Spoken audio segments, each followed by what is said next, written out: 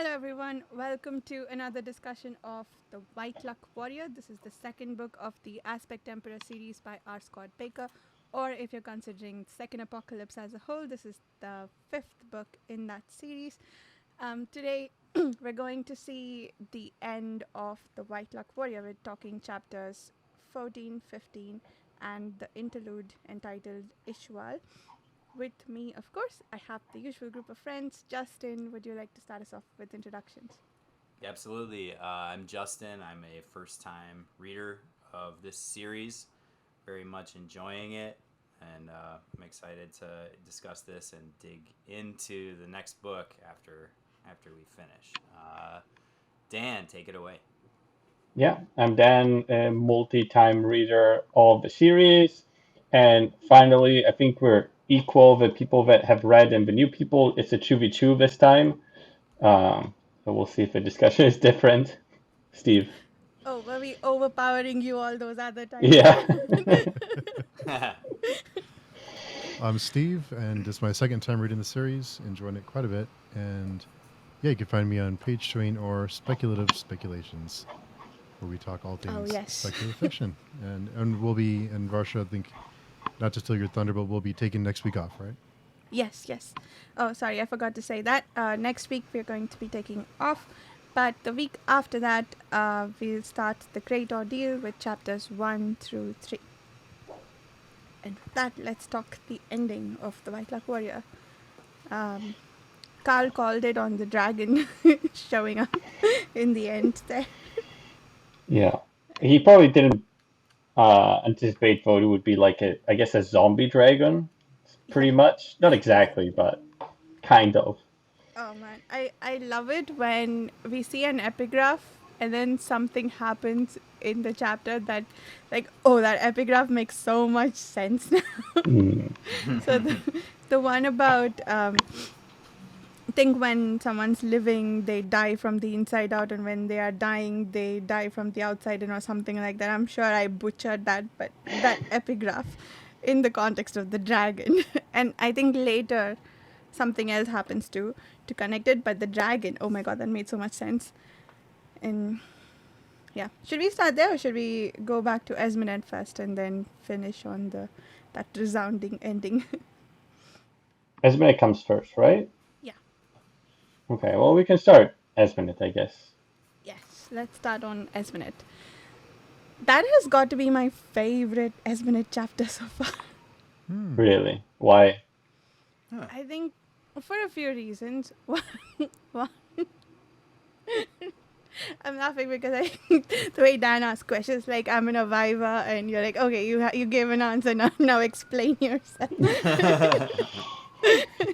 But anyway, with Esmenet, I think one, there were so many nice what's the word I'm looking for? Inner monologues with her. I loved it. Like the writing was so beautiful, and I think I really felt for her in this one when she's contemplating whether it would have been better. Like she's almost nostalgic for a really horrible part of her life. So that tells us how much pain she is in, and also like what it from the outside it looks like she has everything. She's all that, but really I think maybe she's been through a lot as well. So I think getting a little bit more of that up close and personal look at her, I really appreciated that. And then how she took control of the situation in the end. Oh my god, that blew my mind. I kept expecting it to come, partly because I keep hearing people say that the series, when it ends, the women will come out powerful, so it's not a misogynistic take on women. So, like, I guess that informed it a little bit how what I thought might come of Esmeralda, but still, like, it blew my mind how she took control. Like, she's basically been learning at Kellis's knee and applying it. And yeah, I think that and the writing I thought was particularly beautiful in this chapter. Yeah, I love it. Similar to the early parts of the last book, I love it. I completely agree when we get some of that internality of Esmenet. Like she's such a rich character, and I feel like Bakker writes her really, really lovingly and like with a lot of care and like really well. Like she's got a lot of depth to her, and yeah, this yeah, I completely agree with you on that. What do you guys think of Esmenet and Mathanet's like discussion, sort of how it turned out? I guess it was all a miscomprehension, I guess. I thought that resolved a little quickly. Mm. I was a little bit like, I mean, not that I wanted it to be this long, drawn out process, but Mm-hmm. I sort of like, like Varsha said, like Esmenet's been studying, and she's certainly like learned a lot from Kellis, but also she has the benefit of like being, of the doubter, right? Like she has like that like seed of doubt that Akamian planted in her at the end of the first series. And I guess I like Esmenet's so hyper intelligent and intuitive and informed and like really observant, and Mathanet is Dunyan, so like I feel like their whole like, oh, I can't believe we messed this up so bad, oh my god, I'm sorry, okay, like to me that felt a little convenient, I guess. I don't have many criticisms of this series, but like that might be like a minor one for me. Yeah, Yeah, I don't know. What do thought. you? Oh, I'm sorry, Justin. I was just gonna say, does anybody else agree or no? I kind of thought that was cut short to add to the shock, or trying to have like a shocking conclusion to that. Like, I always thought the first time I read that, I kind of cued the Curb Your Enthusiasm music because of the way it all worked out seemed appropriate. But I'm so glad that you guys say that about Esmenet, because I get disappointed when people give up on the series early because of the way that women are treated. Of course, but it's that way for a reason, because we get to this point. And I think Esmenet is probably the cleverest and smartest non-Dunyan in the series. I think she is, even in some ways, she's more clever than Mathanet is, and he's half Dunyan. So just what she starts off being and what she becomes, what you're seeing her become, is just, I mean, her character development is, I mean, that's why it's a bummer when people don't hang on long enough to see where her character goes. And her strings are being pulled so hard in every direction, like with her children and with her relationship with the Kamian, and I mean her children by Kellis, but also Mamara, and then of course Kellis and her relationship with Mathanet. Like she is just like, she's got the most to consider and the most to do, and yeah. Yeah, I think the stuff with Mathanet, that was interesting, because I suppose he sort of fell into his own trap of trusting his reasoning too much, perhaps, and I think he does allude to that a little bit when he talks to Esmenet. So he concludes that she has gone mad. It seems that he really believed that she's gone mad and she's taking action based on that. And then when he sees that she believes what she's saying, that's when he changes his mind. And I thought that was interesting, because that's a great example of how the Dunyan operate, I guess. He's not holding on to his convictions. He's not saying, oh no, I cannot be wrong. He's immediately acknowledging that he was wrong, that he's got more evidence, so I'm going to change my mind, or like I have enough information to say, okay, I need to think differently about this. And then like he's what the non-Dunyan would think of as abasing himself, like, not asking for apology. I don't think he did that, but I thought that was another example of just like how the Dunyan operates. So yeah, it did resolve quickly, but I felt like it was satisfying in that sense, like it was Dunyan working on something for me, like that's how I took it. But did anyone else feel incredibly stupid for not seeing what Maithanet said to Esmenet about the purpose of the Empire. I was like, it makes so much sense now that you put it that way. and, and yeah, like it doesn't matter anymore that the whole purpose of building the Empire was so he could amass this army, and he doesn't care anymore about what happens afterwards, which it just makes so much sense. And it's like, why wasn't that something that I thought of before? True. Because I mean, he's kind of smart. Mhm. So. well, it's pretty awful even for Kellis, you know. I mean, is it? He's like, oh, just do whatever you want. Now I got what I wanted from you guys. Now do whatever you want with what I've left. He's Right? he's scaled up the operation a little bit on this one. Yeah. Yeah. Yeah. I guess Mavenhead before couldn't. I guess he didn't have information of what Esmenet was thinking because she was wearing the mask, right? So she wasn't right. If you remember before when she started doubting him, and he started doubting him because of um, Kalmomas, right? Then she started wearing the mask, so he couldn't see what she was thinking. And I guess Mayfinet couldn't anticipate that Kalmomas would do that because I guess he didn't realize yet that he's that kind of person. I guess Yeah, I he guess does now, but he only finds out about Kelmomus when Indrilatas and Kelmomus are in that room together, right? He doesn't know before that. yeah. So it's kind of like I guess it shows like the weakness of it, Dunyain, that if there's information they don't know, they can't prepare for it. And I think we've seen it a couple of other times, right? If there's something unexpected that they couldn't see or they didn't know about, it can catch them by surprise sometimes. Yeah, yeah. And I guess part of their fallibility comes from how much faith they have in their conclusions.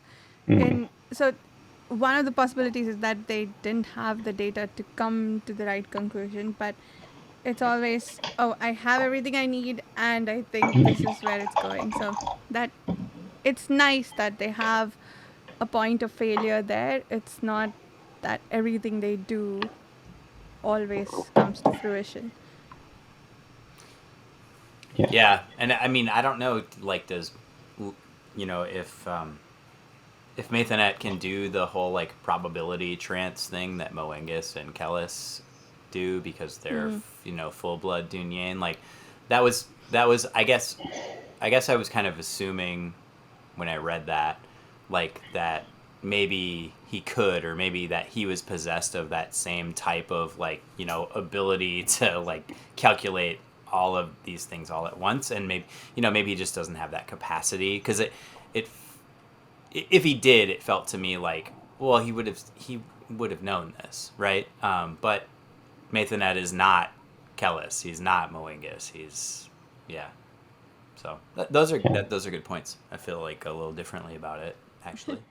It's too bad though that he's gone now because at least to me, he's the only nice Dunyain, sort of. He's been kind of nice in general. He's not been like trying to manipulate people for super bad things, or he seemed like half. I guess he's a half normal person, so maybe So that starting a helps. holy war is not But he did that because his father told him to do that's true. it, Yeah. I Not guess. originated by him. Yeah. Fair Yeah, enough. like Fair he enough. always seemed a bit more humane when they talked to him, and when he was helping out, I guess, compared to all the sons of Kellis himself, and right. Yeah. Well, Sorry, go ahead. oh, I was just gonna say, even when compared to some humans, like in that scene in the first series where there's that brief scene with him and Sirius, after Sirius is like having his guards just like murder throngs of people that are Yeah. outside the temple, and Mathanet seems like very humane by comparison. Not that it would take much, but Yeah. Yeah. I think he's been kind of a good soldier. I think he's not. He's kind of been. I think we kind of. I think I can see why we kind of don't see him as ruthless as the other Dunians, because it seems like he's been kind of manipulated in his own ways too. Mhm. It seems like he's kind of done what he's been told a Mm, lot. true. Yeah, he has been a bit of a Dunian underling, right? It's sure he's the Shriya of what is his title? High Shriya, or is Shriya the title? Oh, Shreya, yeah, oh yeah, Yeah, Shriya. Shreya. or Okay. Shreya. I don't know how The it's pronounced. others, yeah, sorry, that I've been saying it's because it sounds a lot like some Indian names. So like I'm defaulting to Shriya, but um, what was I going to say? Yeah, it feels like within the family he has less power than Caiutus and Tel- Teliopa, even. So yeah, I guess I see where you're coming from. Yeah, I take that back. He does seem like one of the, and I did feel bad when he died. I was like, these two could work together and maybe keep the empire that Kellis apparently doesn't care about anymore. But then he's dead, and oh my god, Espenet thinking on her feet. Oh, I'll watch that 10 times over. I'll read a scene like that 20 times over. I love that so much. And seeing Espinette where she was as the Empress, seeing her fall back into being dragged through the streets and being a prisoner, and being kind of even lower than what she was before. Because before, she was doing what she did, but she had a little, she had a little bit of freedom. But seeing her go all the way back down the ladder, and then through all that on her feet, just managed to turn the situation around. It just within seconds, she was able to know exactly what to do. Just, I just love seeing. Yeah. She's just a great character. It just really shows how fragile power is, right? And how even Esmond, like she reflects on it a lot of time. It's just pretend, sort of like, or convincing. And then too, she's like, "Oh, I need to pretend. I need to tell lies and hope that people start believing." And it's like at the beginning, half of them don't kneel, and just slowly, oh, if the other ones are doing it, well, I guess now I have to do it. And then suddenly she's in power again. But nothing really Yeah. changed about her, right? It just people now believe she's in power.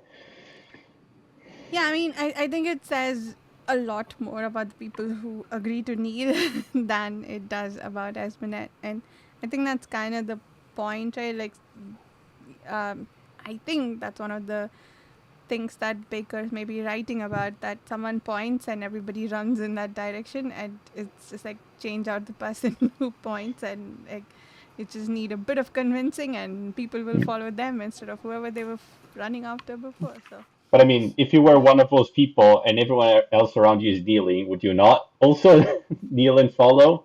Would you just stand your I ground? I don't know. it depends though, right? Like I don't know. I don't know what it is that I might be afraid for if I was in that situation. If I'm just, if is it peer pressure? Is it that if I don't kneel, someone might hurt me and my family, or is it there's a lot to think about, or is it that by standing, I feel there is a point I want to make, and I feel brave enough to make it. Like I don't know which of these I would be, but there are many options, and I think he's writing about the ones who are choosing to not stand, and Yeah. But I'm sure like a lot of those people believed in the Shreya before and believe what he was saying and probably don't believe that Esmenet, rightfully killed him, I guess. hmm, Because he does say he's like a fault. I don't remember what he said, but he says he was in the wrong and he was against Kellis, right? I'm pretty sure a lot of people don't believe it, but yeah. But I guess it's fear then, fear, or maybe peer pressure less than fear. yeah, But yeah, yeah, all those things. Human all of those nature. things, but none of those flattering for humanity as a whole. Varsha, you describing that how so many points and everyone kind of just runs that direction. Not to get into too many spoilers, but it sounds like another book we read recently, almost exactly from a Cormac McCarthy book we read recently. Oh, yeah, that. Hmm. Yes, it Yeah. that makes sense. Yeah, I agree, and I think McCarthy was probably writing similarly about, I guess, the levels will fall to if we can just feel part of a group. I don't know. Kind of. Yeah. Among other things, I think that might be an oversimplification of what either author is doing, but And Yeah, but I think there's a thing of, it is a thing of like normalizing behaviors just because everyone else is doing it, right? Be it violence or be it, whoever is in power. If everyone treats a person, even like, I don't know, in your friend group or at the office or whatever, if everyone treats them with respect or they ask him oh, should we go there? Should we do that? Then suddenly they just acquire that, I guess, yeah. not responsibility, but that position. Yeah, no, I agree with you. I agree very much that this reflects real life in like both on a small scale, like the ones you described, and on a larger scale in terms of like the people in power who get to, lead governments or become dictators or whatever. Or anyway, um, yeah, I agree with you that this is maybe reflective of real life. I'm just reflecting on what it's telling about us. Sorry, Justin, you were about to say something earlier. oh, well, I guess like I feel like that is a theme that's like been explored over throughout this entire series, like the idea of the agentic personality. And I think like Proyas really embodies that, like his relationship with Kellis, right? Like he like Esmanet, and like for a time Akamian is like he is so conflicted, and yet finds himself again and again committing awful acts like over and over again because he's compelled either by the power of Kellis compels him, or this like group think, right? Like, or because the the group at large, or like a person in power simply suggests like this is what we should do. And even though like he knows somewhere in him still, like even at this point, that there's something wrong with this, he still soldiers on, right? He's being the good soldier, in that regard. I feel Proyas is a bit different though, because I feel like if he thought that was wrong, he would fight for what he's right. He just doesn't know what is right. And he has an inner conflict, I Right. feel, which is Yeah. different than, oh, it's wrong, but you do it because of the consequences, or you do it because you don't want confrontation or anything else. Yeah, I feel like Proyas wouldn't get like peer pressured, I guess, but he is deeply influenced by his culture and religion. He's trying to find what the right thing is. He just doesn't know what it is, Sure. Yeah. I think. I mean, yeah, maybe he's not, maybe he's not convinced that, I guess not being convinced 100% that you're on the right path and doing the things that he's done, to me, is the same as knowing you're not on the right path and doing the Mm. things you've done. Like, because at some point you're all in, right? Like Proyas is all in. Like, even though he's agnostic in a sense, like he's irredeemable at this point, like for the time he's put in, I would say. But I, I feel like Proyas is representative of someone who might be grappling with their faith.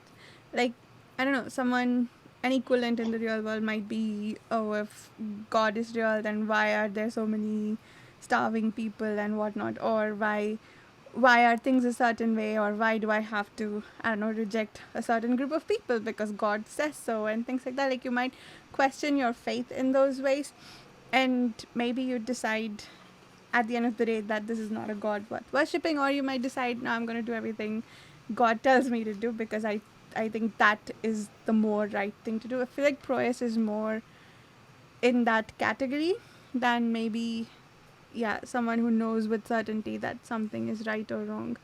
Maybe. I'm not sure. But yeah, I can see how you mean it too.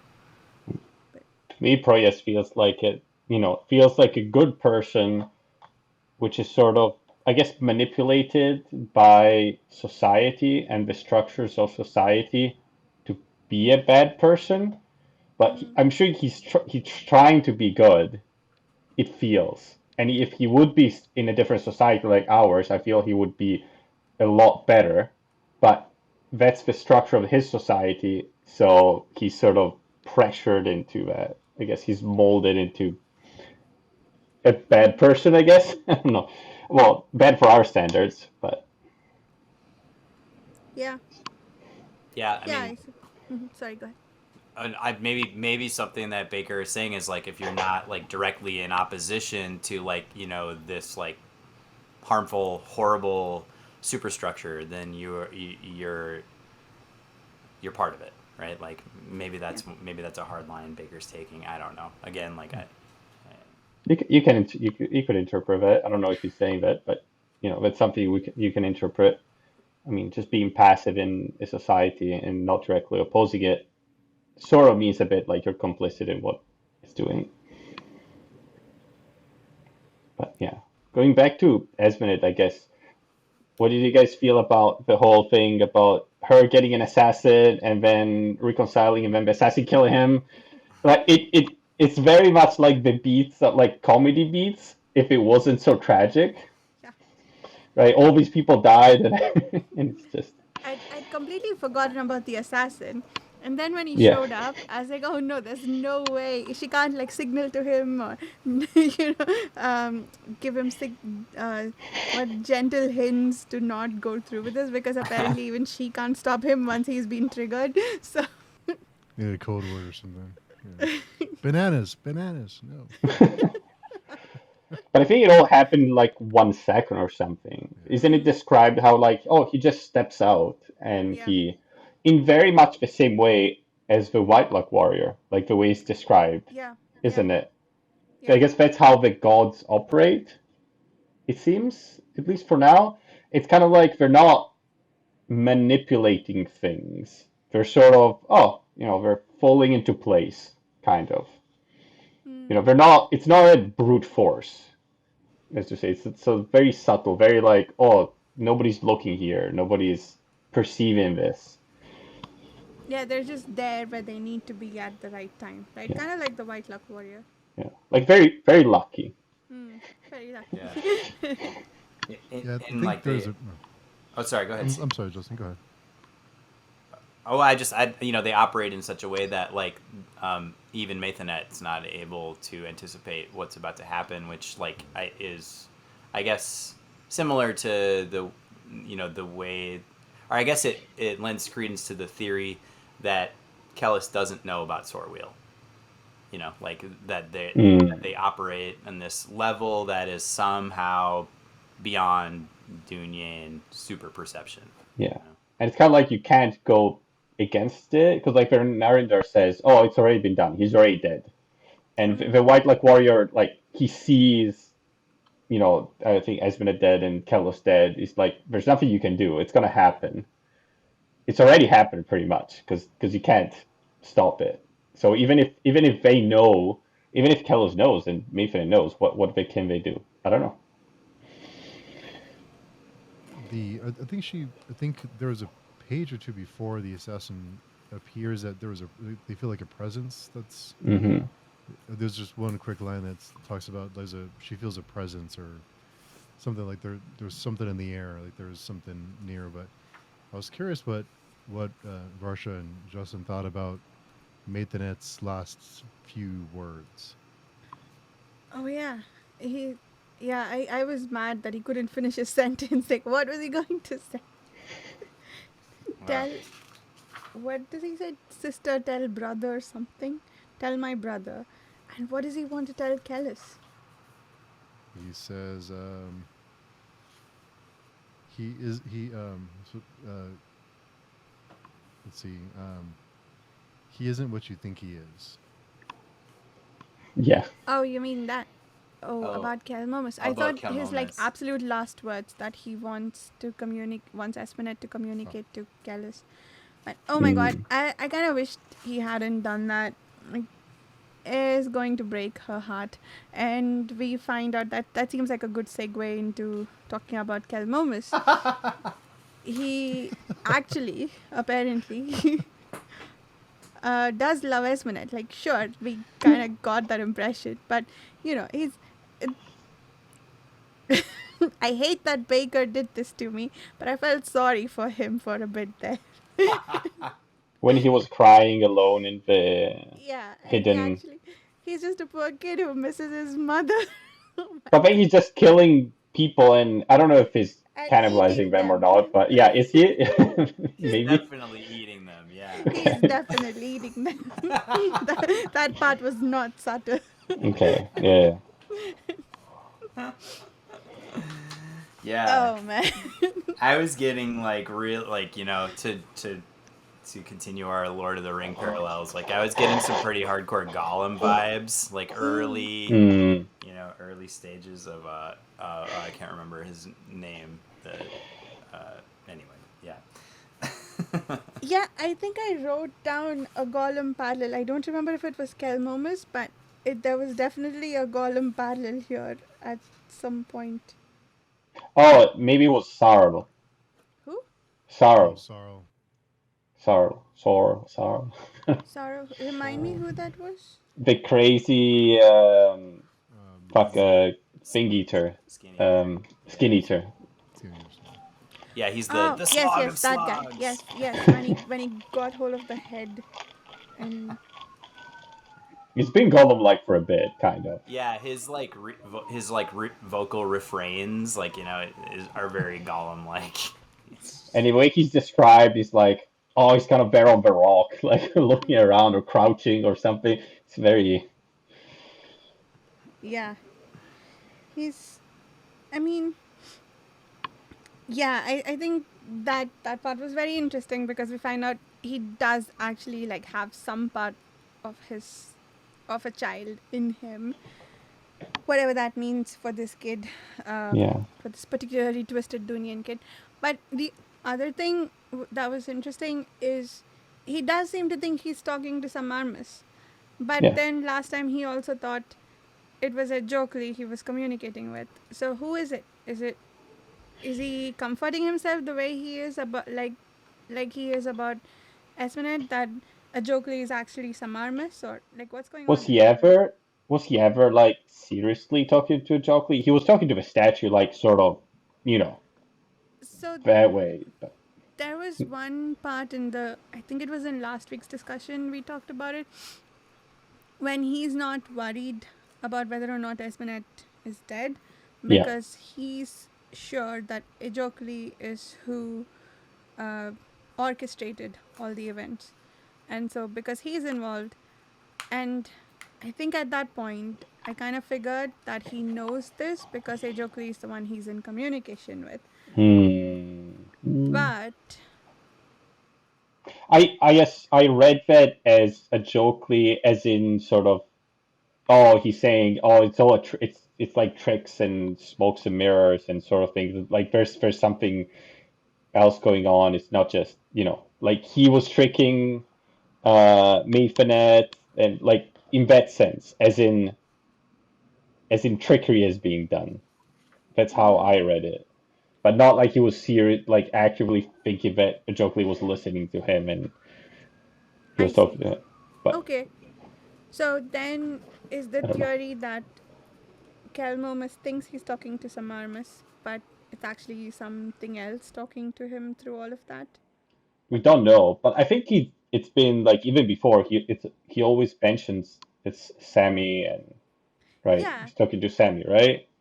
Yeah, the biggest reason why I thought it was Sammy was because when he died, when he Mm-hmm. killed him, he said, "Why didn't you kill me before?" That's what the voice Yeah, said. So at least Kelmomus thinks it's Sammy talking to him. yeah. Well, we don't know, but Yeah. I mean, there's now we something. know that he thinks that, but we don't know what the actual voice is. Yeah, it could be Sammy. We don't know. Yeah, it could be. Uh, I just feel like with the way we were introduced to Kelmomus's character, like there's something, like with the statue of Ejokli and the Yeah. mysterious voice that he's talking to. I can't shake the feeling that there's a connection there, Mm. but Yeah. I don't know. It could be a joke pretending to be some Marmus because he is the trickster, so he's tricking Kelmo instead of thinking it's Right. Sammy. Yeah. I mean, there's also like the Naridar are Ajokli's not servants, but executors, sort of. And there's also like, but when he dies, when Moengus dies, Esmenet looks at the statue, not of Ajokli though, of who was it, like the whore, the fate goddess, right? I think it says when he dies, like she sees like the statue in the background or something. Oh, I didn't notice that, but you're probably right. I I thought so. If you're remembering correctly, but yeah, there's like another god being described at that point. It's not described like, oh, he's doing it. It's also described like, oh, Esmond is just looking at the statue of this god at that Okay. sort of moment. But Yeah. No, that makes sense. She does make a reference to the goddess of fate. And I hate calling her the whore, but the goddess of I don't fate. remember what's her name. It is mentioned. I don't remember what it's E something, I think. Yeah, I don't remember. that sounds right, but I don't remember it.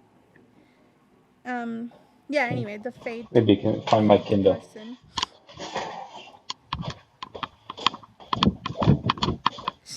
Yeah, the Kelmumis has what? I've highlighted this, and he would cry like a little boy for real. Mommy. That's just that just doesn't track. That was a voice in my head for Kelmo. Yeah. Really? I don't know. It kind of tracks for me. It's like crazy, but like he has real emotions, right? I didn't think that until now. That's why Oh, this really? section was such a big surprise for me. Mm, Like, I mean, whatever it was, sure, he's manipulating the hell out of Esmenet because he wants her affection, but like so did Kelhis. So what I don't know what to make of the fact that he wants Esmenet's affection, but now it seems that he actually legitimately loves her and in a yeah, twisted way wants her to yeah. love him back the same way or something. I don't know. Um, I think all of Esmenet and Kellis' children, they all have like one aspect of a real human person. Like maybe they have one part of the emotion or the other one, but they're all like kind of broken in the sense that they're missing the other parts, which balance and make a person actually function, right? And like yeah. he kind of has that emotion of love, but that's the only one that he really has, pretty much. Okay, and that's so powerful. Kind of like Indrilatus went mad with his compassion, I Yeah, guess. So his affection for Esmenet is making him yeah. It's kind of like that's his taking him to all these objective. extremes. Just like Kellis's objective is, I don't know, the Logos or whatever it is, and he's doing his Dunyan thing to do that, and Kilmoma's objective is to, I don't know, be the only person, just have his mother just for himself. Yeah, yeah, that makes sense. Um, It's kind of fucked up. it really Very fucked is. up.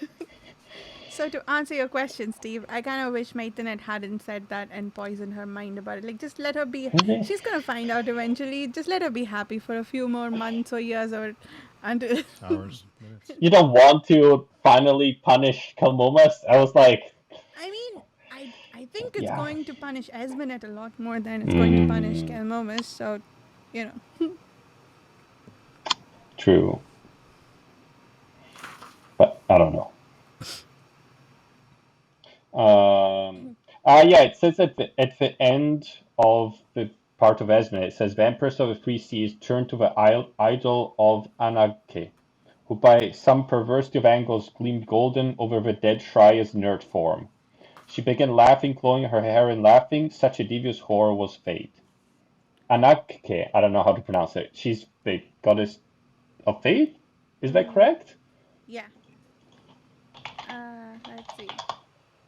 I was gonna search for this word. Oh yeah. Oops. When the Phantom, after Mathanit's killed, Yeah. the Phantom drums beat.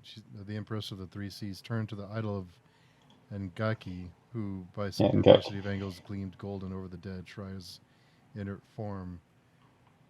So yeah. Yeah. That's why it's kind of very suspicious when it's put there, like in the text. And Yeah. Were you there last time, Dan? I think it was just me and Steve.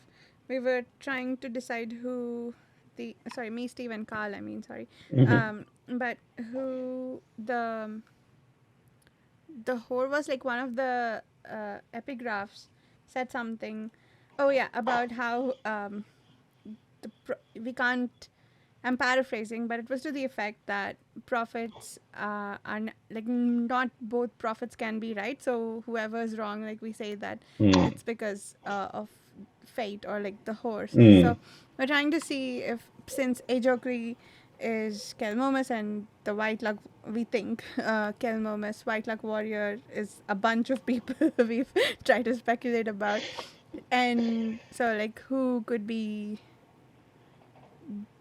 the goddess of fate, and Mm. Esmenet seemed like a likely candidate. So I wonder if the repetition of that here is expanding on that a little bit more.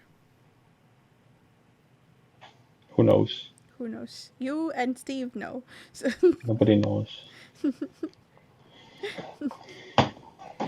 uh, so I think, yeah, one thing I wanted to bring up earlier, we were talking about how this series is sort of depicting a really terrible side of humanity, I think. Hmm. But it's kind of unrelenting. I think that it's like there's no hope. It's a very it's it's bordering on cynical for me. There's no Bordering? it is cynical, I guess. Like there's no redemption. There's like no nice people, which is fine. Like I'm fine, but it's just quite unrelenting. And I'm like, let Mm. up. Maybe there are some nice things that we want to talk about. Like even the characters that I appreciate for what they're doing and what's happening to them, it is a bit cynical in the sense that it's about her. Esmenet is who I have in mind. She needs to survive, so she's grasping at whatever she can to survive, and that's fine. Maybe she'll be less of a tyrant than her husband was. I don't know if she'll improve things, but she's only looking out for herself in that scene too. So yeah, overall, it's a very, very unrelenting and unflattering look, which I think we do need sometimes. But I kind of wish there were. It's not that kind of series, so I don't want this series to be any different. But it's just one of the things that's making it a bit hard for me to read. But yeah, Mm. yeah. I Yeah. think yeah, I think the people in this world are hardened because of the past, because of what's happened in the past, and the battles and the condition that it's in because of the past events. I think part of it. I think part of why there is kind of hope is I think Mathan, or I'm sorry, Esmenet is her character, seeing where she starts off and seeing where she's even now. I think they're fighting for survival to for the hope that it will one day become something better. Like they're just trying to survive at Hmm. this point, and they're trying to, with all the challenges in front of them. I think they have to be hardened, and not that I'm trying to excuse anybody, Yeah. but I think that they are who they are because of the world that they're in, and if they can survive, maybe that things will be better one day. Yeah. That makes sense. That Generations, yeah. but Mm-hmm. Generations later, that yeah. I guess the morality is kind of an indulgence in this world. It seems like, and so yeah. I guess. But I mean, if it does, the world doesn't have to be as fucked up as it is. Like they're actively making it more fucked up. A lot of them, Yeah. yeah, right? yeah. Yeah. So, well, we don't know if it's. I assume the gods also have some influence, given religion is so important. But Yeah, I mean, the sad thing is, I can find parallels to all of these to our world, which is, which, yeah, year was fucked up and whatnot, but so is some of the stuff that we deal with. But then with reading stuff like that in fiction, some of it comes with, okay, it's not all terrible. Look at these nice, pretty flowers growing here.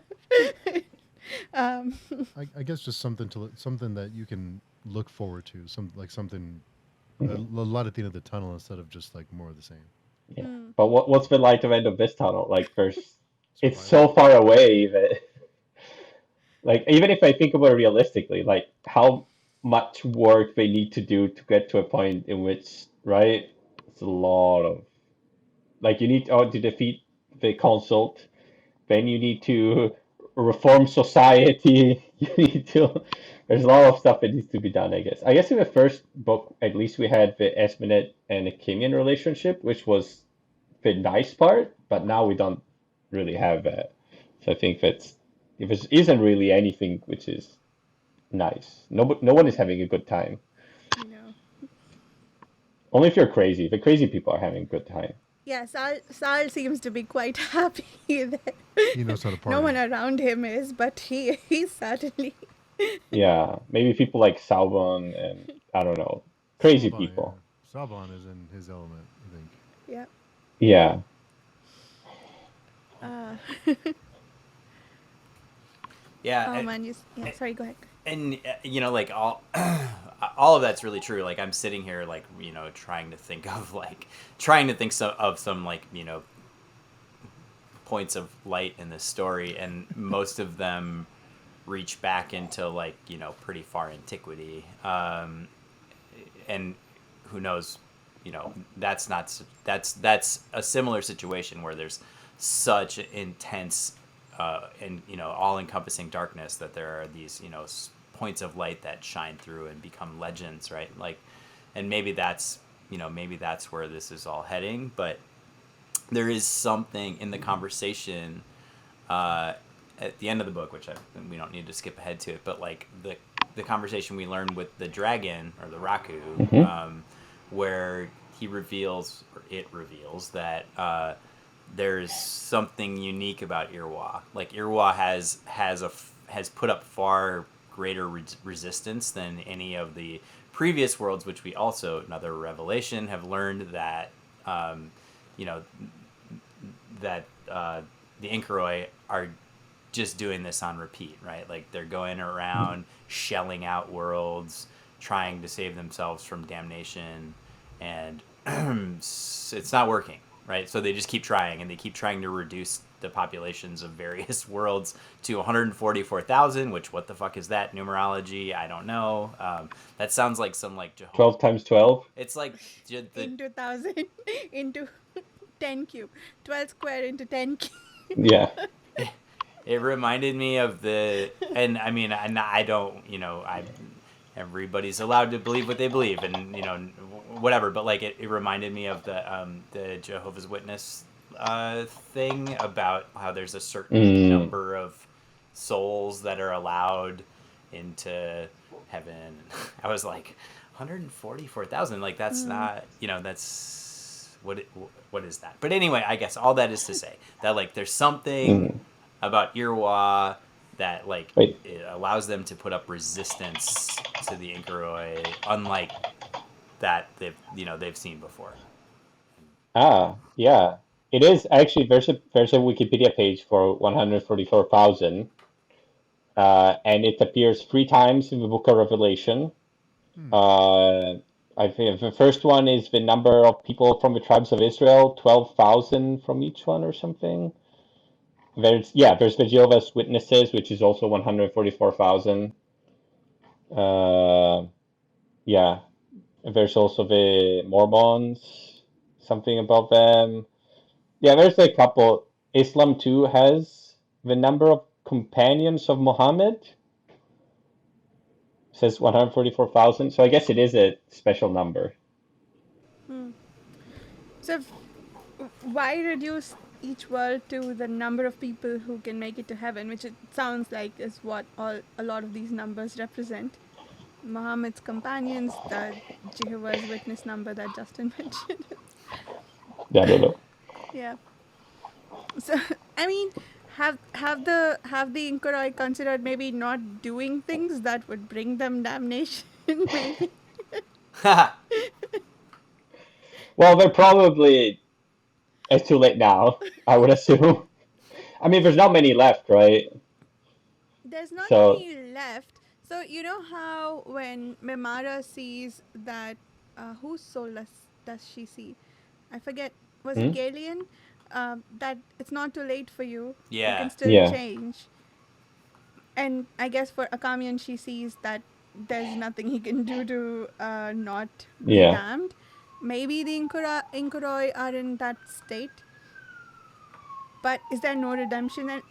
But then also no. She also says that it's about the balance of the soul. So if all of these people just I don't know, fed hungry children for 200,000 years instead of going from world to world and reducing their population, maybe their soul will balance the other way, and they could not be damned. Seems doubtful. I mean, even with Galen and Bea, because he sees two souls, right? He sees one now and one earlier in the book, or maybe last book, right? But I think what she sees is like, oh, you're already dead. But I thought it's just like, well, there's nothing you can do at this point. Like, I forgive you, but that's not going to really do anything. No, but That's what didn't it she seems. also say, stop, don't do this now? If you continue to live and do nice things, there is True. hope for you. Yeah. Was it, did she for this one or the other one? I don't remember. No, this one. It was this one, I think. I mean, Yeah. Yeah. it was in the chapters we just read, so. Yeah. Maybe. Yeah. But anyway, my point is, apart from being frivolous, is what is it about them that makes it so they are so damned that they need to go around doing all of this shit instead of, yeah. Yeah. I don't know. Steve's laughing mysteriously. And Steve Schwata. No, these this reading this series has made you curse like a lot more. Like made you curse more. or reading the series with you guys has made me comfortable enough to curse in front of you. I mean, Maybe. maybe.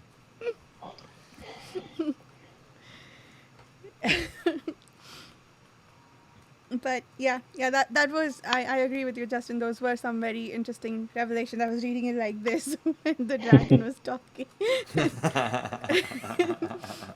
Yeah. Oh my god, that dragon was so cool. Yeah, that.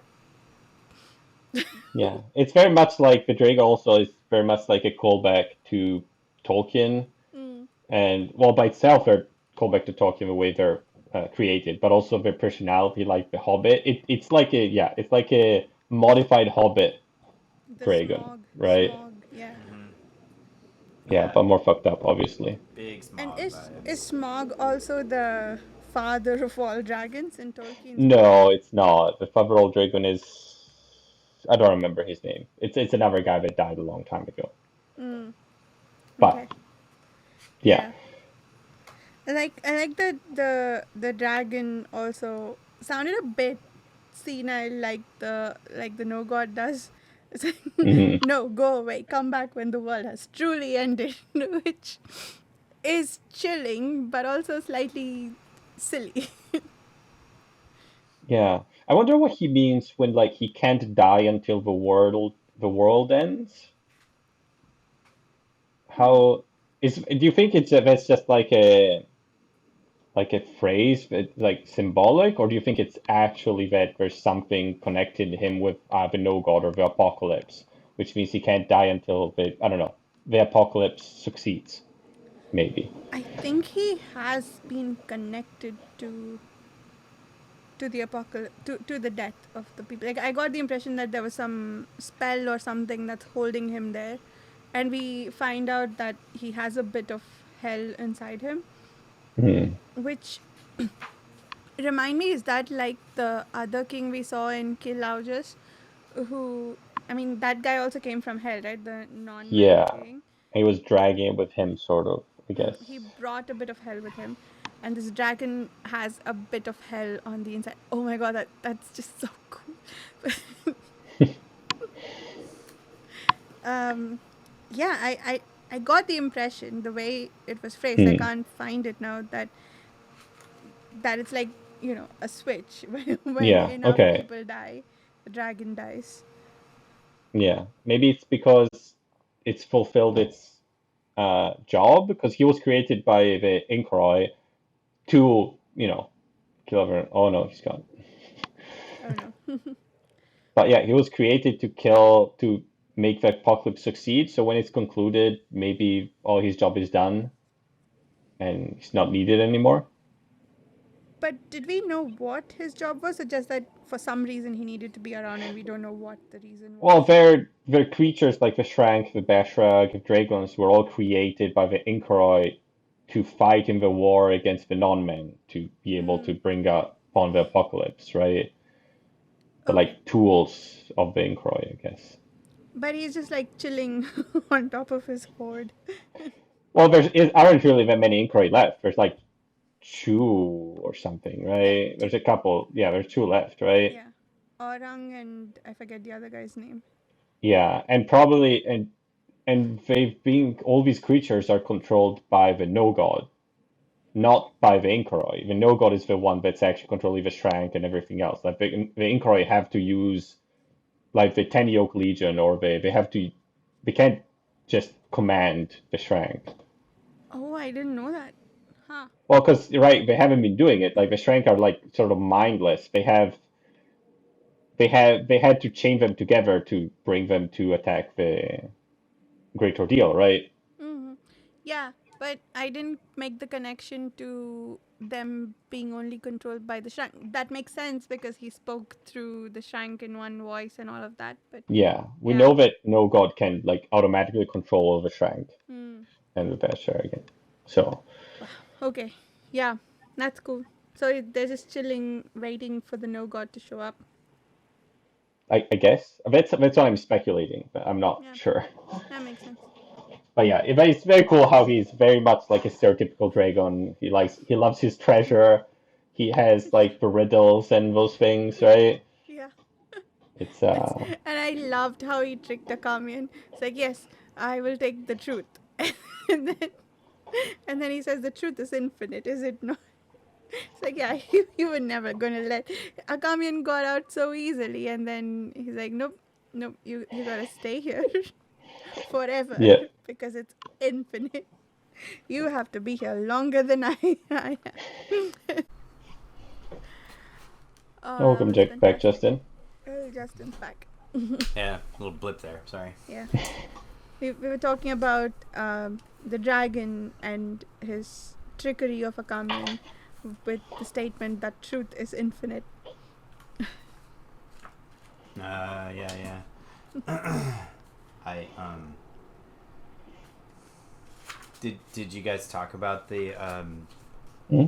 in that 45 seconds when I was gone, the joke that Akamian makes about shitting his pants to Yeah. What like- was it again? like what's his how do you name? Nilgikus says Yeah. they they enter the chamber and Nilgikus says, "This is where I'm meant to die." And Akamian says something like, "You and my loincloth," Oh, or yeah. something. Yeah. And then Nilgikus laughs. And I was like, what?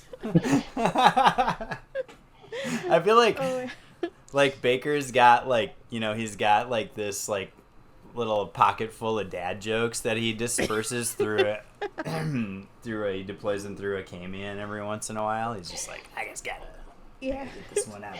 Sounds about right. Yeah. Yeah, I guess Nilgikas died. Well, oh yeah, and he says that the consult now rules in Ishtarvin, right? Oh, yeah. Yeah. Ooh, is Kellis getting played by the consult? Is that what that means? Yeah, I kind of forgot about that, but that's pretty major. Yeah, Yeah. like that that they just gave up a long time ago, and they're just but they're not actively opposing. They're not. Well, not yet. Maybe they've been waiting to strike to make this deal with Kellis, and they're gonna. Yeah. That's ominous. Yeah. Yeah. For They're the totally Great going to Ordeal. betray him. Because Well, we do know that some non-men are working for the consult, right? We've seen them. Yeah, but they are So declared consult. They're maybe they're coming from Ishtarvin or something. We don't know. Yeah.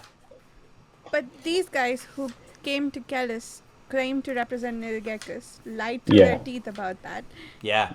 And why would... Yeah, okay, this doesn't fully track, but it seems like the reason they would lie would be because they're actually working for someone else. Yeah. Do you think Callus can see through non-man facial expression like human one?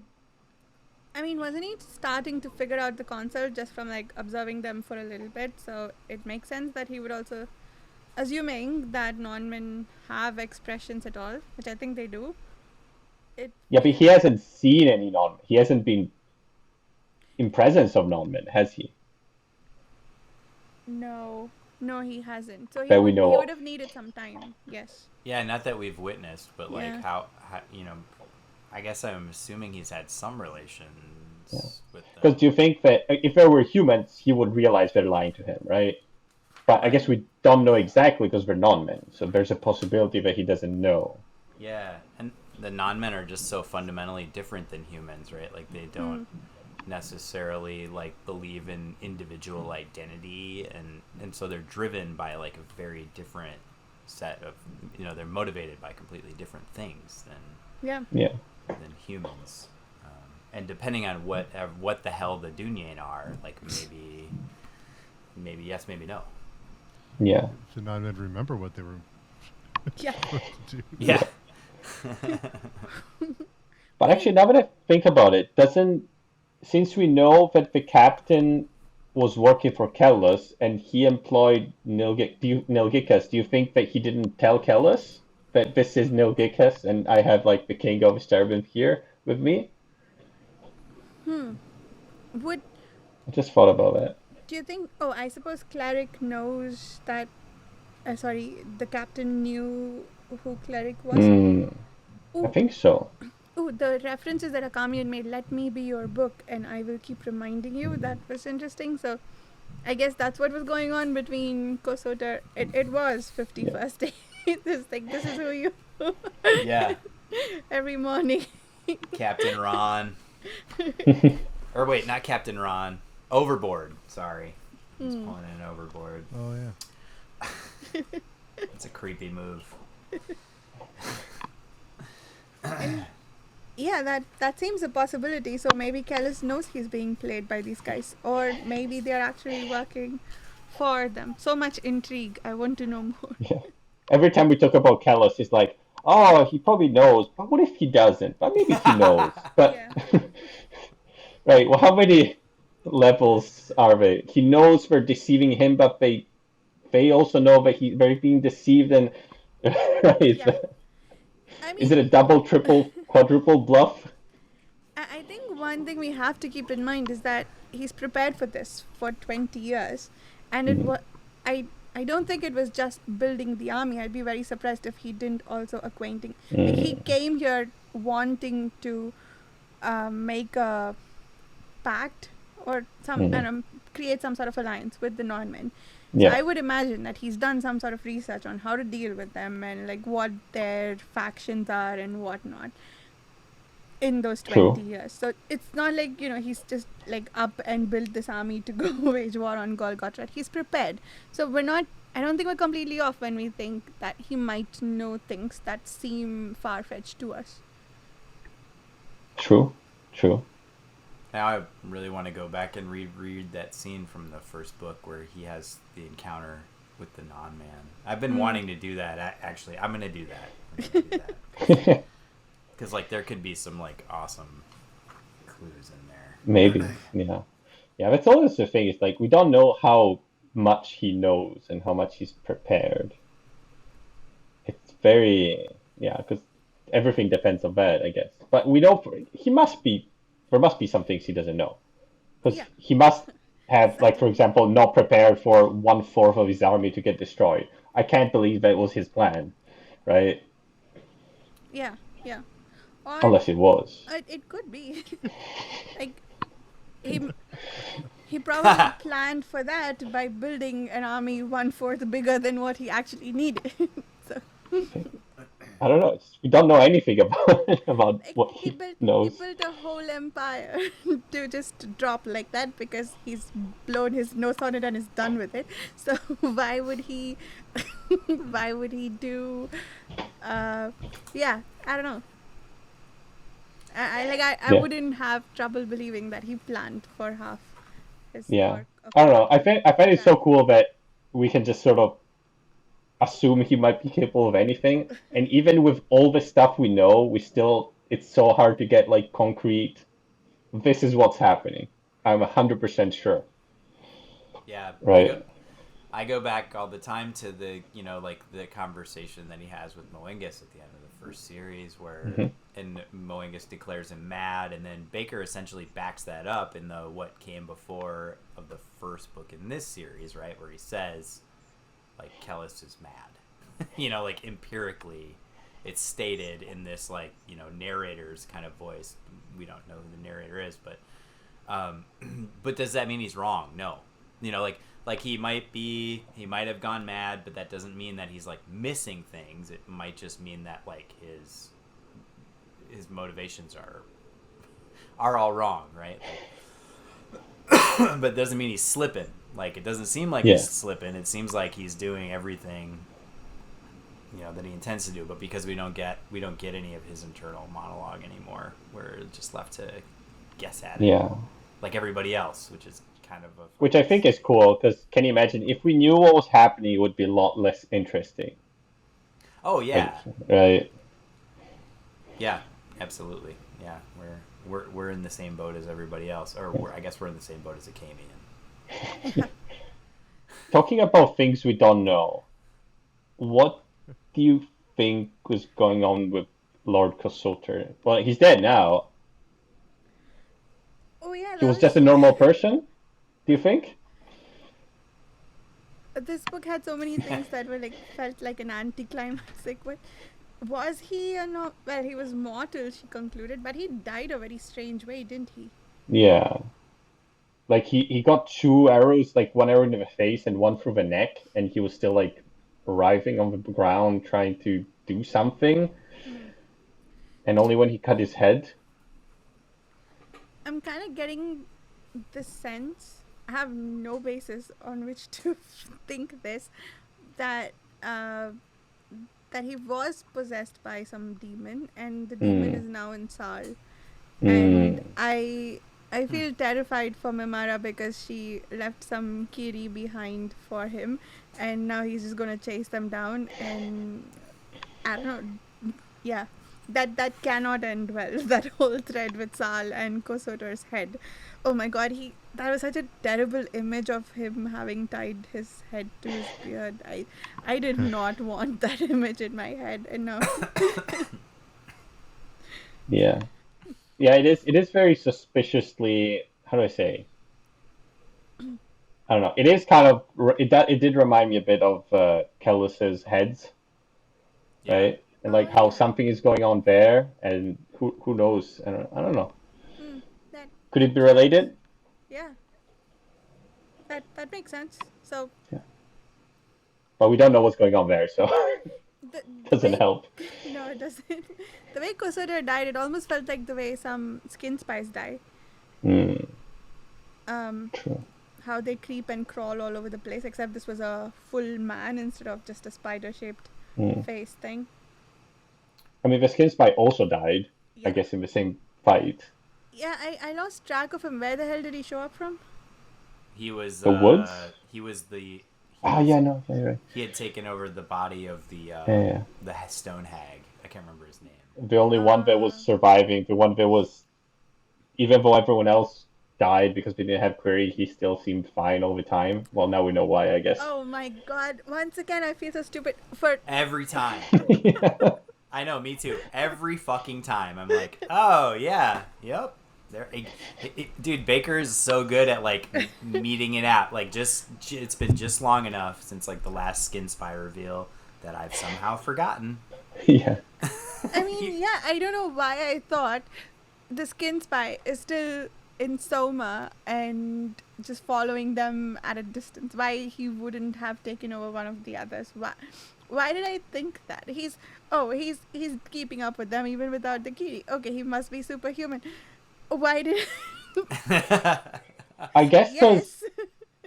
the last time we see Soma is, I think, is at the time when there's still like 3 or 4 other skin hags in total, but he was one of the ones that was described as being more fit than everyone else, if I remember correctly. Yeah. Yeah. And I guess he got swapped sometime around there because then we don't see Soma again. But it sort of like makes you think already, oh, this guy is a lot more fit than everyone else. So when he survives for a long time, it's like, oh yeah, you don't think there's something super suspicious going on. Yeah. But it does make sense. It's very It sneaky. does. It's very Very sneaky. Yeah, it's very similar to what he did with Narendra, right? He's like, oh, it's long enough for you forgot that happened. You know? Bet you Yeah. didn't remember that.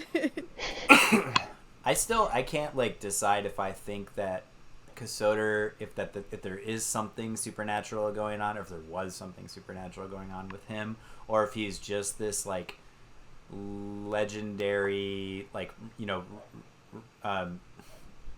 Colonel Kurtz like figure, right? Like he becomes like almost like a godlike figure to his men because he's been through such hell, he's done such like horrible things, he's a survivor, right? He's super tough, but he feels like more than that to everyone around him. But like when you look back at his death, like it's really kind of unceremonious, right? It's sort of unremarkable. Like he's incredibly tough. He gets shot through the mouth, which wouldn't kill you, right? And then he gets shot through the neck and he starts to die and then he's beheaded, right? Like so it like He's having a bad day. yeah, it's a rough series. But like I don't know. To me, he reads as like, a human who's been through hell, right? Through the Unification Wars and through being a skin eater and leading a company and just he's a complete zealot, right? Like he's a hardcore capital B believer, and like that's his power. Maybe that's where I'm at right now. What do you think, Steve? Do you think he's normal guy or something else going on? I don't know. They're ganging up on us, Justin. We gotta do Uh-huh. something about it. The rereaders are ganging up. Yeah. But this part too, when he dies, it's also to me very similar to the part of Esmenet, just showing how, because up until now, like the captain is like, nobody's going against the captain. He's got full authority. He knows what's happening.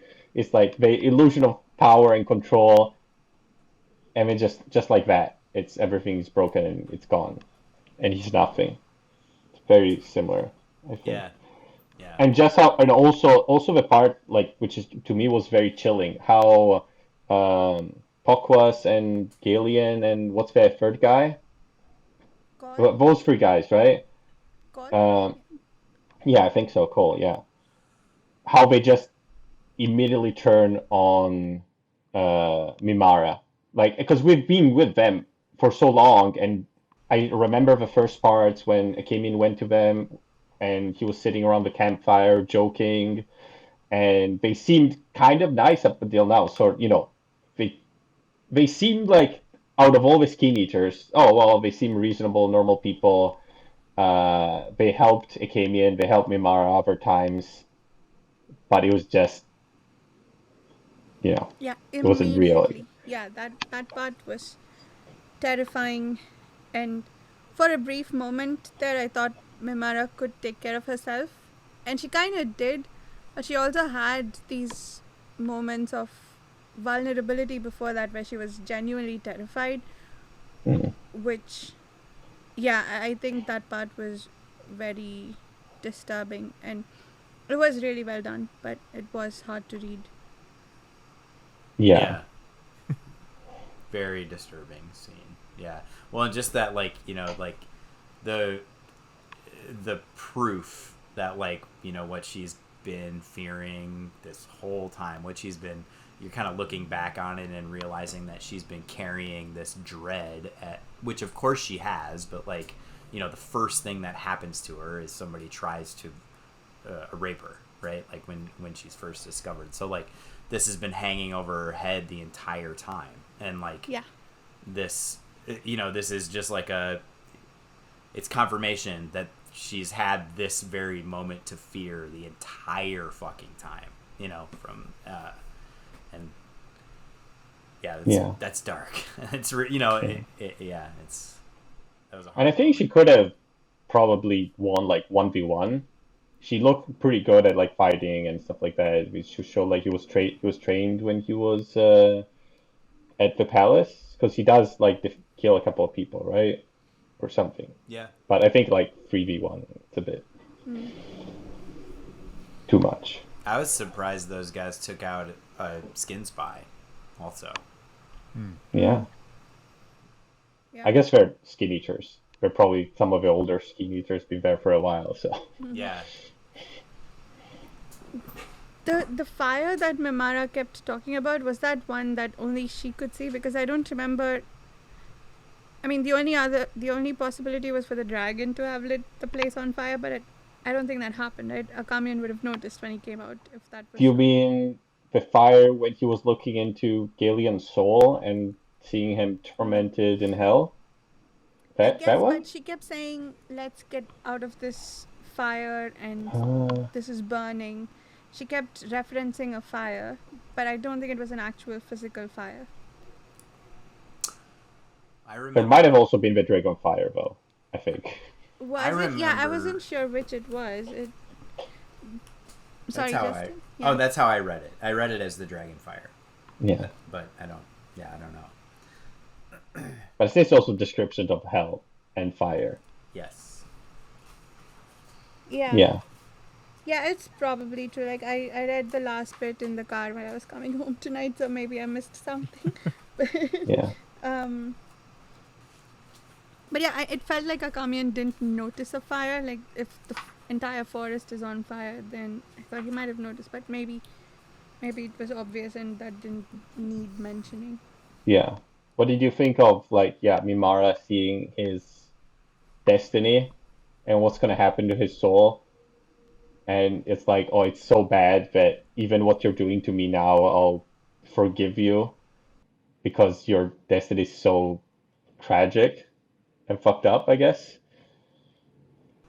So It's interesting too that it seems like the judging eye it's not strictly that, right? Like she's able to kind of like see across time. Like she's able to see when she's looking at Galleon, she's able to see his past and his future, like kind of all at once. Like it's that whole thing with the gods where they don't perceive time the same way that human beings do. Like it's all at once. I think that the judging eye is interesting. Like there's so much going on with it that like we don't understand. Like why is it so? What's so powerful about it? You know, like like given her station, it's not powerful at all, right? At this point, like it's saved her ass a couple times, and she did some like really cool shit, presumably because of it, right? Back in earlier in the book, but like we don't know the breadth of her abilities, right? Just that like it's super rare and it's has great potential, but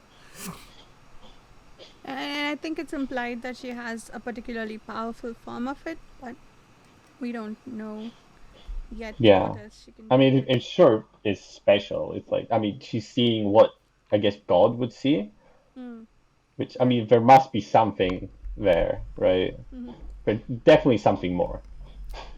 Yeah. I mean, it means something more, but maybe it's like, to draw a parallel to our, human history. Like maybe it means that she's some sort of mystic, right? Like she could inspire, masses. Like she's the real deal, right? Like she sees she sees things that nobody else can see. Like she has this like eye of God that can perceive what's damned and what isn't, and like what could be more powerful than that, given that like the gods are definitely real and people are definitely damned. Well, if nobody believes you, though. Right. Yeah. Like there's great potential, but there's also great potential for it to be essentially useless, given that she has no power in this world. And would people want to tell them the truth? I don't know. Just says someone that tells me, "Oh, I know 100% you're damned." It's like, oh shit. Well, I need to be, I need to gamble that you're wrong, right? Yeah. I don't know. Or maybe that just like lets you off the hook. Yeah, maybe. If you do, I think this came up. Did it, Steve? I'm not sure. In that short story we read by Ted Chiang, "Hell is the absence of God."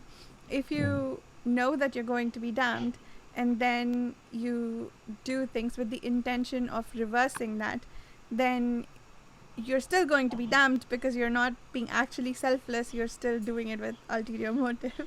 In that short story, that's how it went. Yeah. I guess it's the whole discussion of, is it actions or is it belief that saves you? Which is, it's a very, central theme of Christianity and different sects of Christianity, right? And like the Reformation, for example, and stuff like that. Those very much like, faith saves you. It's not actions that save you. So it doesn't matter, like, for example, it doesn't matter doing all these rituals that the Catholic Church does and all these, you need to wear a purple gown or you need to do this and you need to say these specific words. It doesn't matter. What matters is you believe. It's not your acts, I guess. But so it is a very real discussion. But I don't know what it is in this world. It doesn't seem like belief plays much of a role. Yeah, it seems acts, Yeah. right? Yeah, what you do. But Even if you don't believe it, as long as you follow it, the gods are like, yeah, that's good. wait, I mean, belief in the sense that you don't have to be good, you just believe. Just the act of worship makes you good, versus you're doing something good and the reason why you're doing it. Does that, I don't think we know enough. Like, sure, certain actions, actually I think we do, because a lot of the sorcerers, they use their sorcery for good, but they're damned anyway just because they use sorcery. Yeah. So yeah, so maybe the intention doesn't matter, at least Just to suggest that. affect the lack of damnation. I don't know about the other way. Yeah, who knows? Yeah. There was another interesting part in this section about sorcery, which was when they were trying to dig themselves out of the rock, and Akamian was thinking, in history, many times rulers and people try to make the sorcerers do useful things like build bridges, build roads, and the sorcerer was like, oh, fuck that, I'm too important. I'm not gonna help people, right? It's very, how do I say, doesn't put them in a good light, I guess, because they could be doing so many good things, but no, they're just keeping their sorcery secret to be powerful. I mean, we saw that with the Scarlet Spires in the Yeah. first Holy War, right?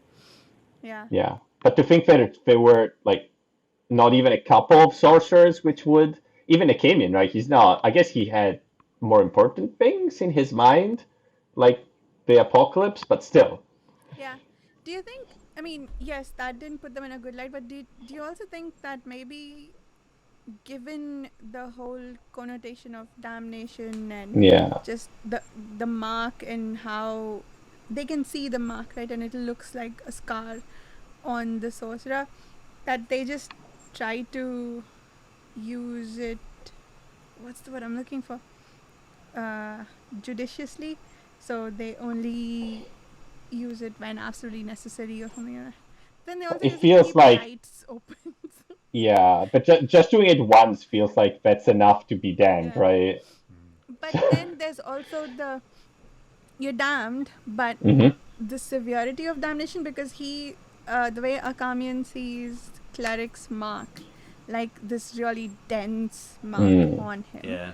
So, I mean, even if it doesn't change the final outcome of where you go after you die, feels like you're getting a little bit more impure each time you use sorcery. Do you think there's a difference? If you're more damned, something else? I don't know. Maybe your soul feels more pain in hell or something. I don't know. Apparently, their version of hell has a bunch of demons torturing them, so maybe you get worse demons if you have a denser mark. Maybe. Yeah, there's levels to it.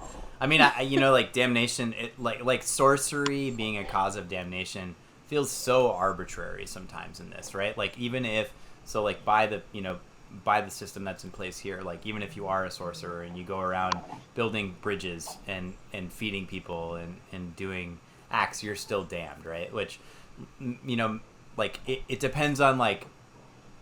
I guess the base assumption here that everybody's operating under, like everybody in the book, is that like whoever's management right now in the outside is permanently installed there. And like my suspicion, and I don't know if this is anywhere near accurate, is that like Kellis is interested in like deposing that system of management somehow. Like I feel like he is like apprehended what's happening and like has this, because like how else would you make it so that sorcerers aren't damned, right? And so like Kellis is essentially in the same place as the Inkaroi. Like he's seeking to absolve himself and those who are like him, right? So like I don't know, like that's like the like sneaking some suspicion I've had for a while, like is that Possibly. Like this pantheon is not, is potentially transient, right? Like they can be deposed somehow. Actually, we haven't heard of anything like that happening. Like we haven't heard of any legends of ascensions or anything. Well, no, there was no, sorry, nothing like that happened as far as I remember. We know of aspect emperors, right? Emperors who've become sort of godheads, but we don't know if that's just in the mind of the people or if it's actual gods. The way it's described and framed, it was very much like, they made it's a fiction, right? Yeah. But it's not they didn't actually ascend. Mm-hmm. Yeah, makes sense. The only one there might be some thinking is Sejanus, right? Because he did ascend to the nail of heaven. Yes, maybe might be something like that. But then he didn't become a god in the Thousand Temples, as far as I know, right? Yeah, just a prophet, right? Yeah. So I don't know. Or is he the one god? I mean, he might have, but it's not in the doctrine, I guess, right? Right. So we don't know. But something else that I think is might be wrong in our assumption when we're trying to interpret what the gods and morality is in this world is we sort of assume in our world that the gods help humans, but that's not guaranteed. Like it seems to be more in this world that the gods are more interested in just like, oh, worship me. They're not trying to help people. They're just trying to get people to worship them and do whatever they want, but not for the people's benefit. Yeah. Absolutely. Right. Kind of like the emperors that we've just seen too. Yeah. So it doesn't mean maybe even if they wizards help build the roads and everything else, I guess it's a benefit for people, but would any god care about that? Maybe not. Yeah, there's zero like altruistic impulse behind any of the gods that we've seen so far, which is maybe why, like, you were saying, Varsha, earlier, like everything's so fucking dark, because like there is no morality that we would recognize. Right? Yeah. They're operating under a completely different paradigm. I mean, the Yatwer has like, donate to a priestess, donate, but it's very twisted. The way it's presented, it's like reveling in being poor and having nothing, but not in a good way, like you would see from a Christian monk or a Buddhist monk or something, right? It feels more, I don't know. I don't know how to describe it, but more like you're proud of being, Yeah, I think I follow, yeah.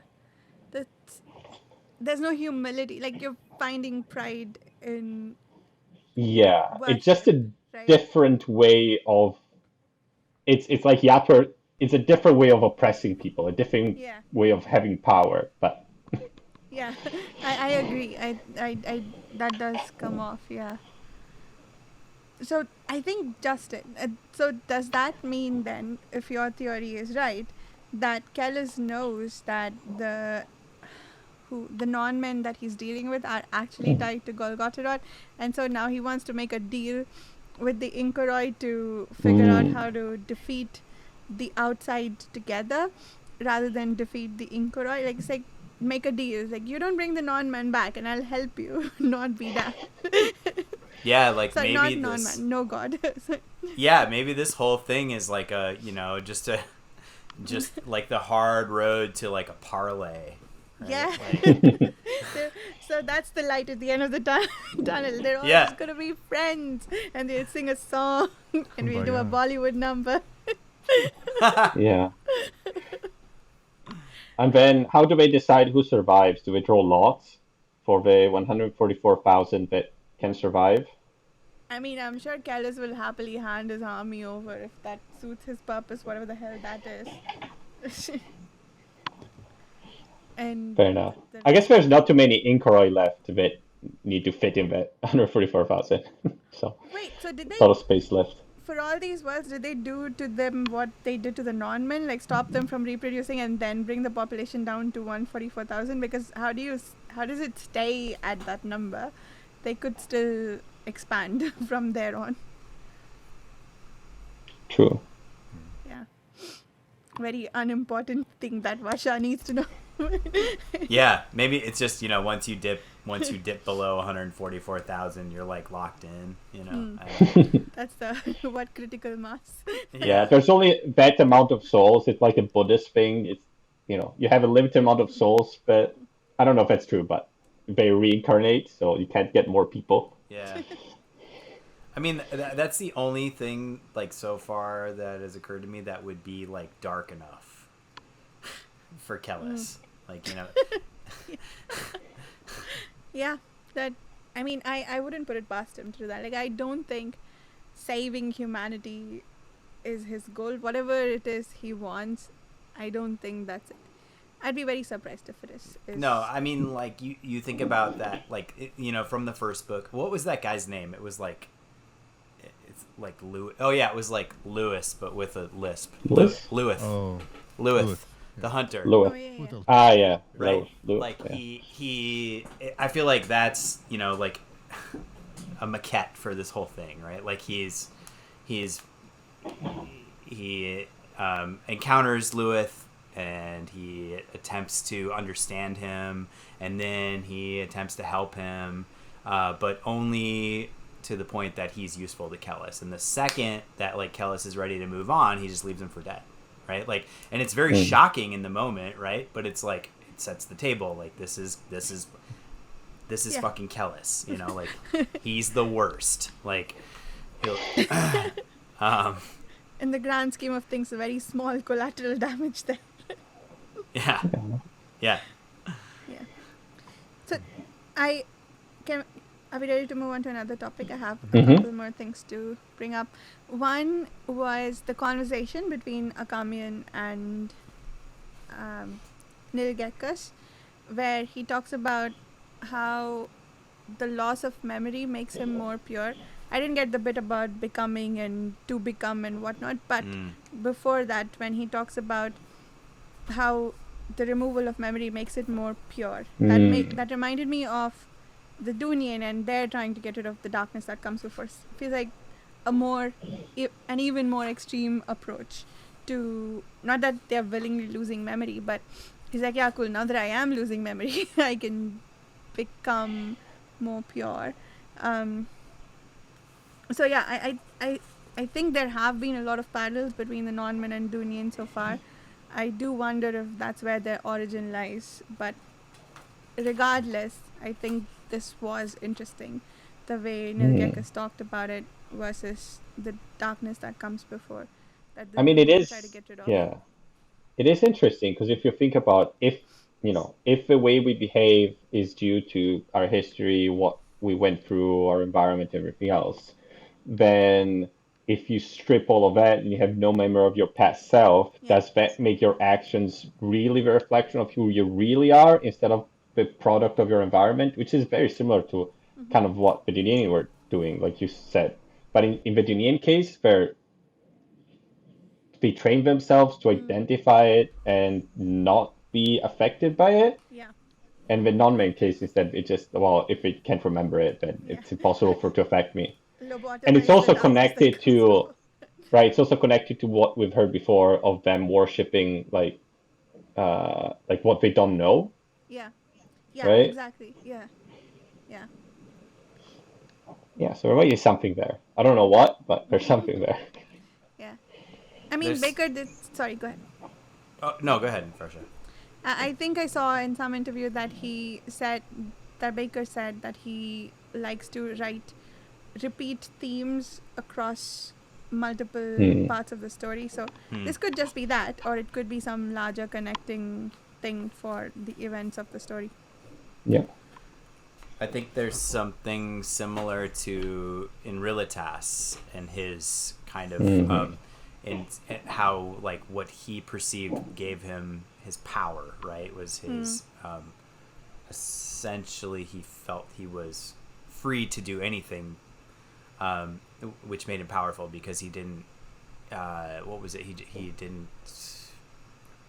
He had no fear, or he didn't care Right. essentially Yeah. about anything, which is kind of a similar argument to what Nilgikas is saying here. Instead of it like I don't remember, it's just that like I don't care, right? Yeah. Therefore, I am a self-moving soul, right? Like Yeah.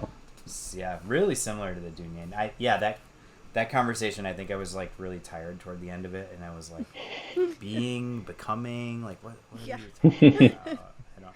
But What are you saying? Are you just a madman raving, or are you actually making sense? Yeah. There's a lot of good stuff in these books though that makes you reflect on, try to think for yourself who are you, right? What makes you yourself, what influences you. And yeah, I guess for me reading a book like this, it's not like I agree with everything all these people say, obviously, but it's a good starting point for Yeah. thinking about it, right? And there's different perspectives shown through it and different ways that it influences, Yeah. right? The different cultures, stuff like that. It's a Yeah. good point, Yeah. Varsha. Yeah. No, I agree. I think a lot of this, I I think what I said earlier about the whole cynicism of it, it's like, yeah, it's a bit like a lot like Blood Meridian in that look how terrible human history is. Sure, this is not about human history, but you could absolutely find parallels for a lot of things that this story is about from history and current affairs. But yeah, the hopelessness of it all, I think I am railing against a little bit. Yeah. Um, which, yeah, I think that's good. You're arguing with the book, engaging with it. So he is doing a good job there. So I have no complaints in that regard. But yeah, and it gives us a lot of food for thought too, and helps frame our own opinions on various things. I think a good story does that. Stories I've loved recently do that. So yeah. Hmm. I think Baker does not agree that the arc of the universe bends toward justice, though, right? Like he's definitely Yeah. Yeah. he's definitely on the other side of that argument. But I do find myself while reading this a lot, thinking a lot of, oh, this is all death and despair and human nature is like that. But then it also makes me think about this doesn't, it's feel like it's missing all those things that are good about human nature, which exist, but are often glossed over, right? And those exist and they're like all the time, but they don't, it's kind of like watching the news, sort Yeah, of. exactly. Yeah, it's missing those bright sparks. And I if you compare it to something like Malazan, for instance, where compassion is a big theme that people keep bringing up about that, if on the face of it, it does explore a lot of dark things, but a thing that keeps coming up is human beings are not terrible. There is hope. Not all hope is lost. in that series. And so I think in that sense, that is a point that I think this series is simply refusing to make, which is fine. That's probably the author's opinion, or maybe he doesn't want to go there and just make us think about all the ways that we are terrible. But it, like I said, I mean, the effect it has on me is it makes it slightly harder to read, and I argue with it a bit more than I would with a series that says, okay, look, there are nice things too. So Yeah. Like what Baker kind of like reminds me of, like what this series reminds me of more than anything I've ever read, and I haven't read like a lot of fantasy, but like is the Guy Debord's Society of the Spectacle.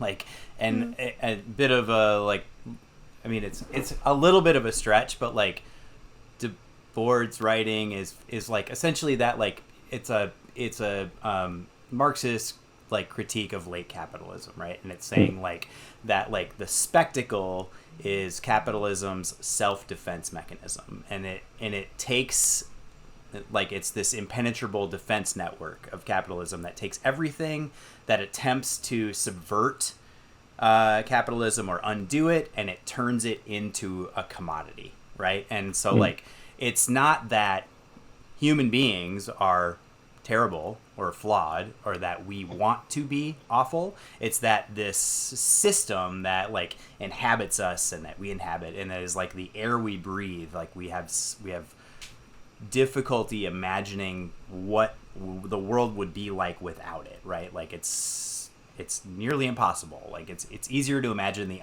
end of the world, right, than a different like dominant global system of production. And like I think that like that's a maybe like what that's what I'm hoping like this is going toward, right? That there's like a larger systemic thing, like sort of what I was talking about, like the, you know, like the outside and the ruling pantheon is like making it impossible for anybody to to act in a way that we would recognize as like, you know,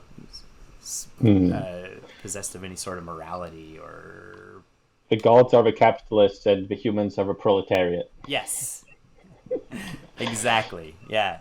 nice. We need to take over the control of the means of production, which in this case would be the, I don't know, the souls or something. Hold on, I'm gonna write my graduate school application real quick on this. Wait, speaking of soul, there was something interesting here. Was it something the non-man said about the soul being a burden?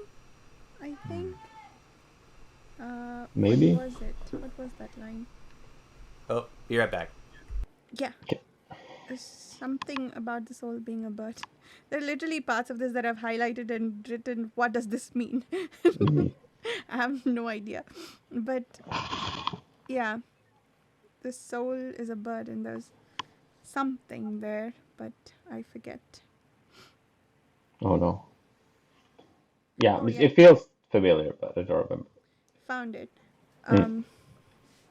Yeah, it's in the context of the memory being stripped away. Only when memory is stripped away, Claric cried out, the glow fading from his eyes. Only then is being revealed as pure becoming. Only when the past dies can we shrug aside the burden that is our soul. So it almost sounds like, not to sort of double down on the comparison between this and the darkness that comes before of the Dunian, it almost sounds like he's implying that the soul is the source of said darkness and any preconceptions. And that feels new to me. I don't think we've seen that so far, because the Dunian want to attain some absoluteness. I don't know if they use the word soul at all. Absolute spirit. I think they do use spirit. Or is that just the religious people? So spirit, soul, and I think the Dunian is just unqualified absolute. Oh, they do want to become a self-moving soul. So these guys seem to think that even we need to do away even with the soul to make free will. Is that what's going on here? I don't know. Like this was very confusing. Maybe they will lead them closer to the unknown, I guess. Which they In a worship. sense. Yeah, so maybe that's what we're trying to do. But Maybe. Yeah. That makes sense, I suppose. I don't know. Don't know. But yeah, that was an interesting line I highlighted. I will keep thinking about that as we make our Yeah. way through the rest of the series. It does make sense though, like the description, because the soul, I guess, the memories, that is what anchors you, I guess. So it is a burden in a sense. Yeah, yeah. In this case, it's said negatively. Yeah, but he's also speaking of memories as if it's a negative thing. So Yeah. yeah. So last topic that I wanted to bring up was their coming to Ishual. Two Mm-hmm. questions there. One, Shrank are apparently following them. Are we to take from that the Shrank have always been attacking this area and so Ishwal may be no more? And two, following from that, a commune, or was it Mimara, thinks that it's a dead place. So seems unlikely, but they were in some sort of labyrinth, right? So I guess it's fine that they think it's a dead place. It doesn't mean anything about whether the Dunyan are themselves alive. Yeah, I mean, it's a hidden keep, right? So maybe it's supposed to look like a dead place. And I guess my assumption there was that the Dunyan have, attempted to, stay completely hidden. So it would look like a dead place from without. But also because the consult have been at work slowly over many years, like the Shrank their numbers are greater and greater, which is the entire reason why Moengus left Ishual in the first place, was because some Shrank came close to Ishual, and so they had to go out and dispose of them, and then Moengus went out into the world to essentially see what was going on, and then was polluted and all that good stuff. Okay, that makes sense. But another dead place, like the last line is pretty what does that mean? Yeah. I kind of don't. I know it's meant to be a cliffhanger, like they came all the way here for nothing, but I'm like, nah, good try, but nah, I'm not believing. Yeah, we'll see where we go from here. Any other things to talk about before we call it done for this book? No? That was it. Just had one quote. Oh yeah, we didn't do quotes. The only one I have for this one is, he dies from the outside because hell sustains him from within. Sorry, cool. say that again? He dies from the outside because hell sustains him from within. Oh yeah. The one about the dragon, right? Yes, that was brilliant. I think I had several exclamation points as my note for that quote. I'd marked in that chapter also the quote, one of the early first things that the Raku said. I can't remember the Raku's name right now, but I thought it was desolation is my birthright, and then just what he says is such things that I remember, twisting in the void for sailing ages, watching my makers descend as locusts upon world after world, reducing each one to 144,000, and wailing to find themselves still damned. Yeah, that was pretty cool. That was big. And is desolation... I know the movie is called The Desolation of Smog, but I don't remember if smog was associated with desolation too. I think it's the name of the area around Erebor. I think it's called the Desolation of Smog because that's where he burned and where nobody was living, I think. Oh, okay, cool. Yeah, I liked that little connection to the Yeah. Tolkien dragon. And speaking of Tolkien connections, was it the chainmail thing that Mimara takes from there? Yeah. Frodo gets one of those, right? Totally. Oh yeah, and isn't it called like Mithril or Yeah. something like that? Something like that, yeah. It's like one letter off. Like, that's so great. I love I that. mean, it's not just on the nose anymore. Yeah, the it's most very nice. obvious. It's very obvious. I mean, that's something I like. Well, it's sort of like I don't know what's the quote initially is referring to, right? There's a quote which is like, fuck, what was it?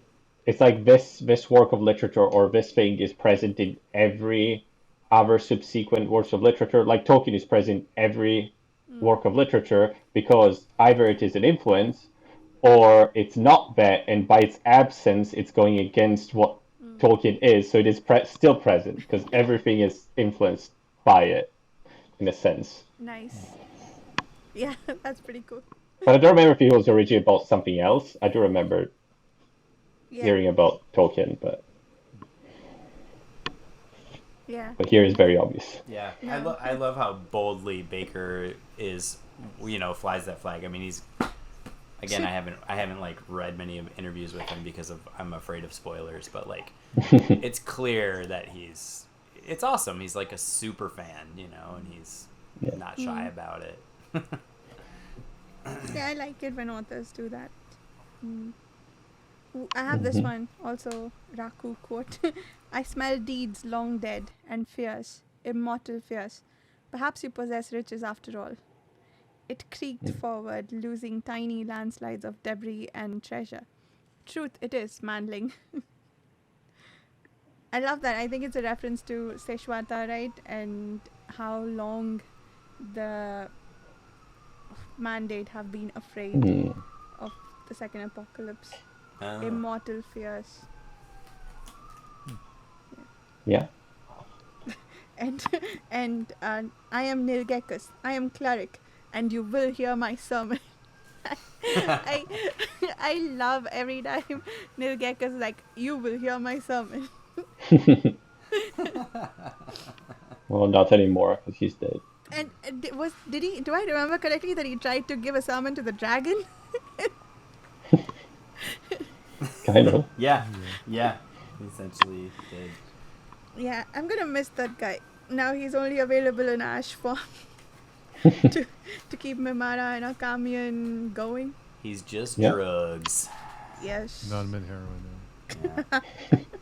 It, yeah. I also was like, I felt sort of like dumb that I didn't foresee that happening also because like the Kiri's getting low. And Yeah. It's that's something going forward that's really interesting though. Like they're like fiending, like they are completely addicted, Yeah. and like how is I don't know that's super interesting. Like They just need to kill more non-men. yeah, No big deal. There are still some pretty effective ones too, like the people that Kellis met who came in their magic chariot. Mhm. Yeah. Cool. So with that, shall we do outros? And for everyone listening, we're going to be doing chapters 1 through 3 of The Great Ordeal. 2 weeks from now, we're taking a break for 1 week. Dan, would you like to kick off the outros? Yeah. I'm Dan, and I'm a human. I exist, and I post on Patreon. Justin? Oh yeah, I'm Justin. I'm also a human as far as I know. Oh wow. Also on Page Chewing and Midnight Movie Train, and I'm just stoked to keep it rolling. Like I'm Nice. man, I'm bummed there's only 2 books left.